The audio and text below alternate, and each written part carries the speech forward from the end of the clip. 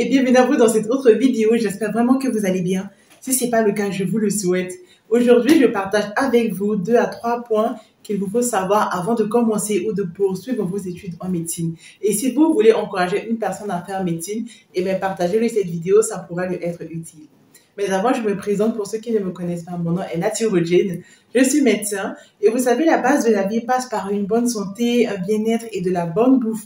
Et c'est ce que je vous propose ici sur cette chaîne. C'est pourquoi il vous faut vous abonner tout en bas et activer la cloche. De cette manière, dès que je poste une nouvelle vidéo, vous serez aussitôt informé. La première des choses qu'il vous faut savoir si vous voulez faire médecine, c'est que c'est une étude à longue durée. Ça peut quitter de 6 à 8 ans. Cela dépend des écoles, des universités et des facultés. Même si la moyenne, c'est 7 ans d'études, il se peut que vous fassiez une première année de prépa, en fait, ou que vous redoublez une classe, ou même, en fait, qu'à la fin de votre étude, votre année de thèse, votre année de rédaction doit durer 1 an, mais il se peut que l'étude soit longue et que vous allez faire 2 ans d'année de rédaction. Donc, c'est pourquoi cette étude peut aller de 6 à 8 ans. La deuxième des choses qu'il vous faut savoir si vous voulez faire médecine, c'est que vous devez être discipliné et organisé. Je dirais plus discipliné que organisé. Parce que être discipliné, pour moi, c'est planifier et exécuter les actions que vous mettez en place. Alors que être organisé, tout simplement, c'est que vous planifiez. Mais ça peut arriver que vous ne mettez pas ces actions en place. Donc, le mieux en médecine, c'est d'être discipliné.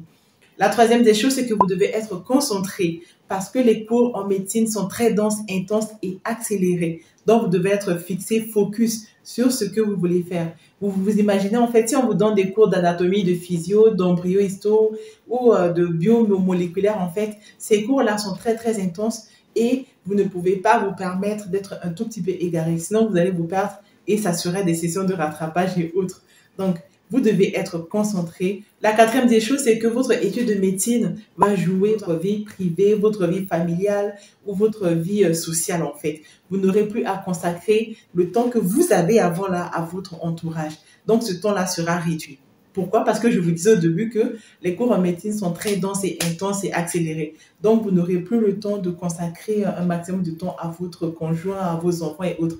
Ce n'est pas impossible, hein, c'est juste un peu difficile, mais ce n'est vraiment pas impossible. Et c'est l'une des raisons très souvent qui pousse les médecins, ou du moins les personnels de santé, à se fréquenter entre eux, parce qu'ils n'ont pas de temps à les consacrer à une personne hors de leur filière. Mais c'est possible en fait de sortir avec une autre personne et de faire médecine. Donc, voilà.